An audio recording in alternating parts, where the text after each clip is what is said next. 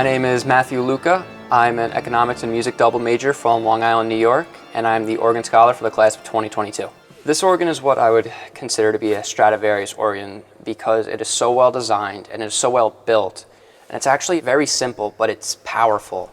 And when you combine that with the amazing acoustics downstairs, you do get one of the best instruments in the country, and if not the world. And it's beautiful to look at. Even when nothing is happening up here, you still have the power of the organ as art. You know, this is a sculpture, and without it, the chapel is missing a big component of what makes it so special. There's a lot of reverberation in this building, which is a musician's dream. So having to take the acoustics into mind is another part of this journey in which you're really striving to be the best that you can be and learning to deal with everything that life throws at you.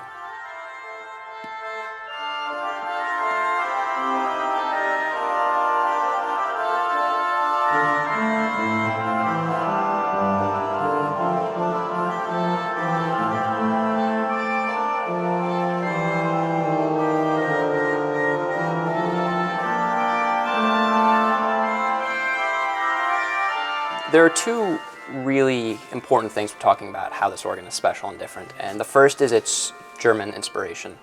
This organ was inspired by the organ housed in Johanneskirche in Lüneburg, which was the organ of famous organist and composer Georg Bohm. And we believe that Bohm mentored Bach at some point in his life. So this is truly an instrument that Bach himself would play, which for organists, that's like a dream come true. He is the king. And another thing that makes this instrument special is that we have the ability to play this instrument without electricity. If you look on the side of the instrument, there are 4 pumps that can be stationed by 2 people, and one pump, they can manually allow air to flow through the instrument. And something that allows is for a more human sound. When you have the electricity getting air into the bellows, it sounds almost robotic. I mean, the organ itself will always sound great, but the air is always the same amount. And sometimes it does sound a little bit computerized. But when you have 2 people pumping, the air really follows the music. When the organ gets louder, you need to put more air, and when it's not as loud, you don't need as much. So the fluctuating air really does allow a more human sound, which ultimately makes it more musical.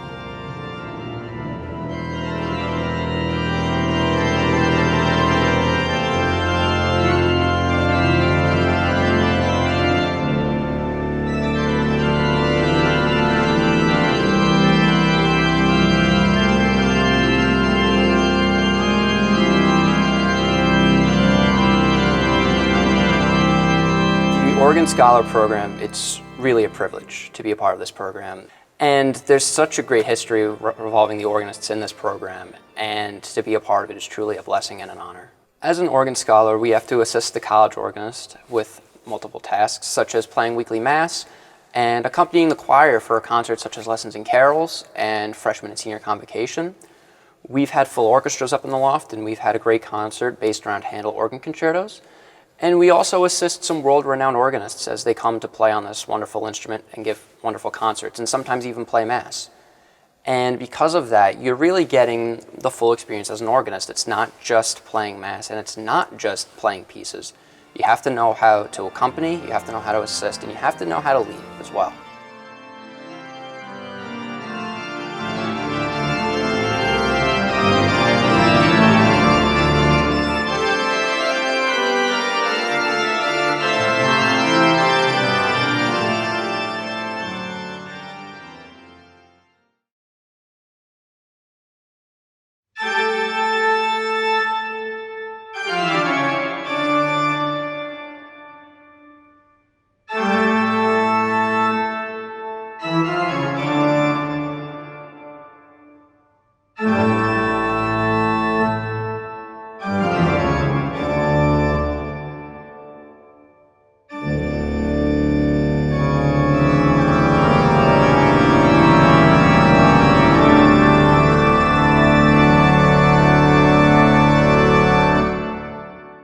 My name is Michelle Sacco. I am a music and Catholic studies double major here at Holy Cross. I am from Cypress, Texas, and I am the senior organ scholar class of 2021.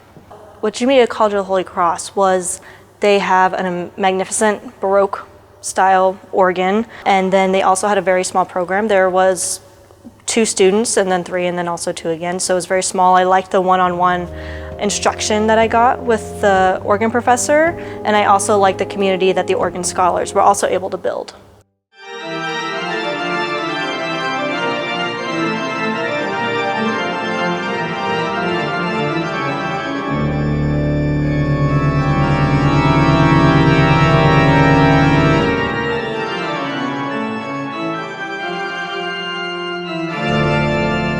Being an organ scholar here at Holy Cross means experience as an organist in church, but also performing, taking lessons, and also having opportunities to partake in master classes with world-renowned organists. And one of the big events that we play at every single year is Lessons and Carols, which is held at the beginning of December.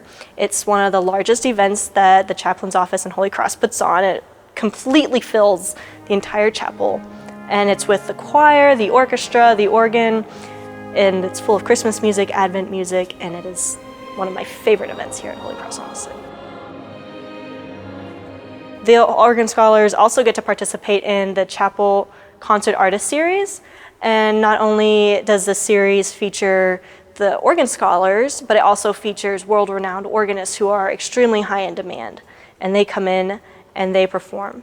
After I graduate, I would love to see this organ scholar program continue and progress. I would love to see the organ concert artists keep coming in and performing for not only the Worcester community, but the Boston community, as well as the Holy Cross community. I think it really gives a chance for this organ to truly shine and show off all of its colors.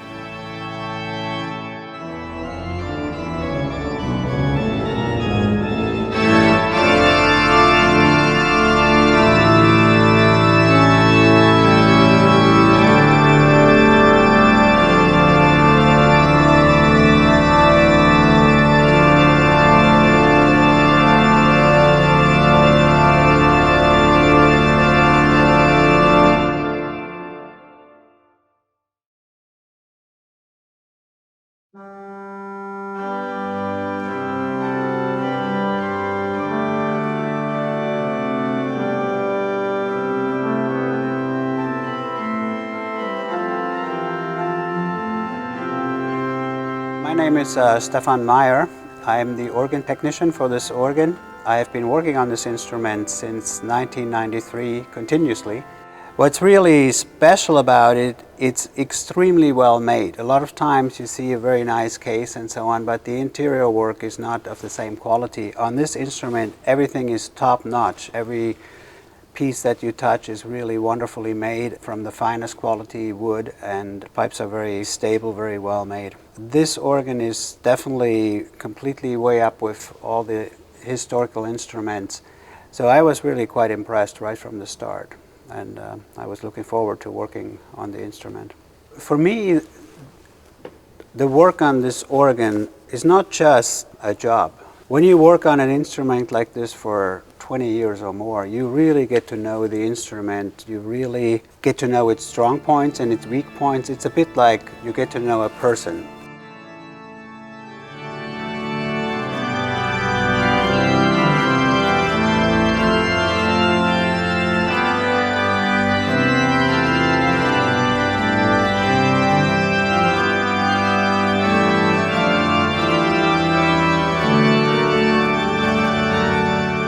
John and I went into the chapel at Holy Cross, and our jaws dropped. We were so impressed with the space because we'd never had such an inviting space for an organ to build. And Father Brooks was the head of the school at that point, and Father Brooks invited us into his office, and he said, "Gentlemen, can you build us an organ which people will come all the way from Boston to hear?" And John and I said, "I think we can." It's almost as if we saw and heard the organ the minute we looked up there the first time. I mean, it just took shape. Now, what kind of an organ should we build? Well, we were particularly interested in building something along the styles that we'd worked with John Brumbaugh.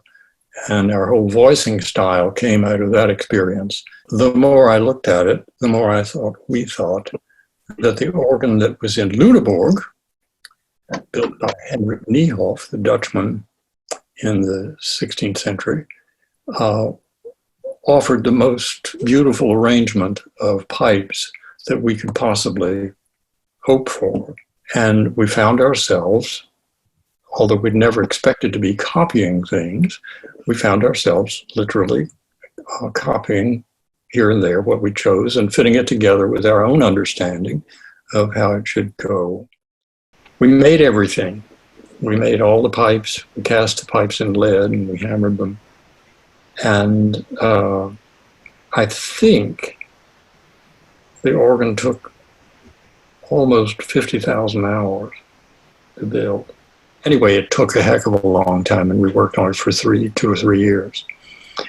And interestingly enough, it was voiced on site.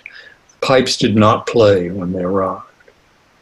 So it was voiced for the room, literally. And I was working in Holy Cross as a voicer for 9 months when it was delivered. The school thought we would never leave. It was a tremendous experience. We lived just up the hill on the street just up the way, and we had sort of an organ builder's house that the school gave us to live in, and we all lived there. I used to get up at 3 o'clock in the morning when it was quiet and come down and voice on my own. Then when they got up at 6 or 7 or whatever, they'd come down, and then I'd go eat my breakfast and take a nap and join them for the rest of the day. That's how it worked. It was fun. It was fun. We had one carver who worked with us there and later moved to California and worked with us on our first organ in Japan. And he was a gifted guy, and he managed to pull off that whole style. And he studied old designs and so forth, but really it's his work, and it reflects something of the organ, the Niehoff organ in Lüneburg.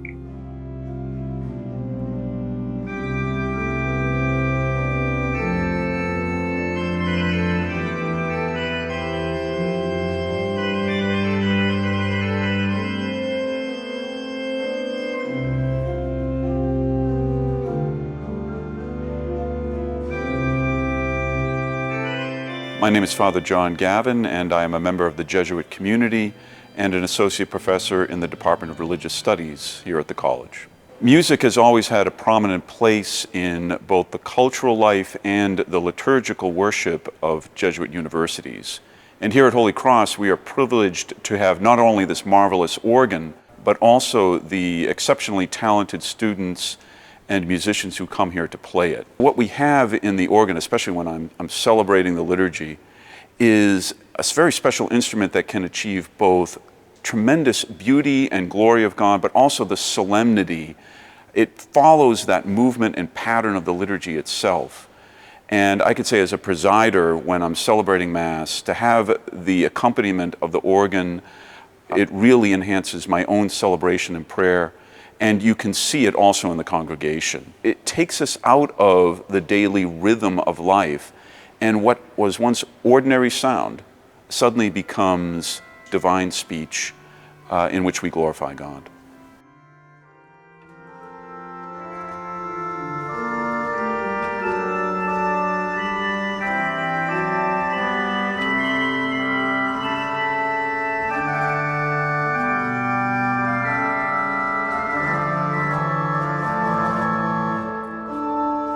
Father Brooks, of course, was the president of the college at the time of the establishment of the organ and the Organ Scholars Program.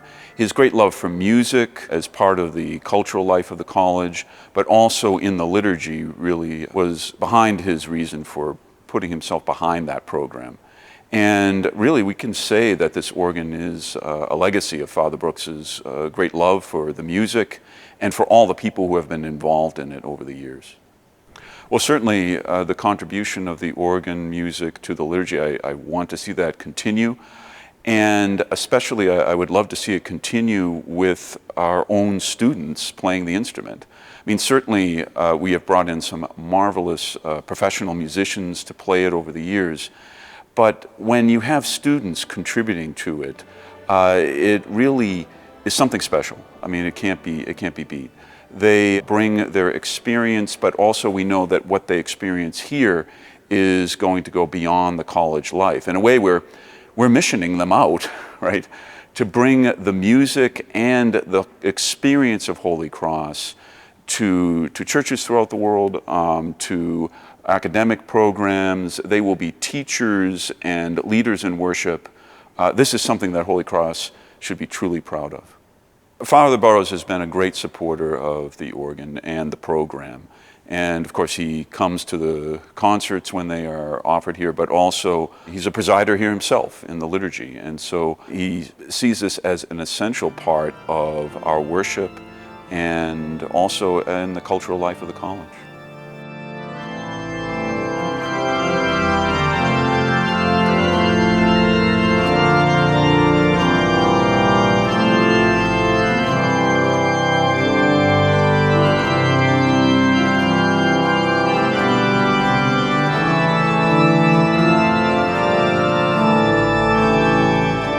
My name is Ezequiel Menendez, and I am the organ professor and artist in residence here at the College of the Holy Cross. This is a unique program because the organ scholars learn their great repertory, but also they learn how to become music ministers in a church. They play Mass every Sunday here at the college, and they get great experience accompanying cantors, accompanying choirs, preparing the music for prelude, postludes, and all parts of the Mass. I don't know of any other programs that give students this great opportunity. In addition, the students are very lucky to be able to play one of the most important and beautiful organs in the United States, and it is considered one of the most important and beautiful organs in the world. When I go around playing concerts, everybody knows Holy Cross.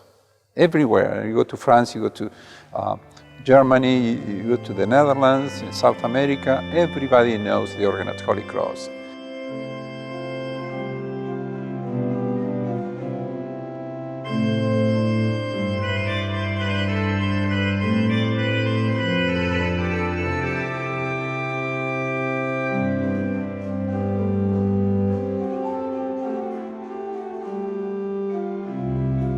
Since I came on board here, we decided to include the organ scholars as artists in the artist music series.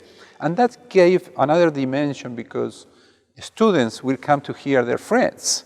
And it's beautiful to have all these kids in the chapel listening to one of the students playing a recital.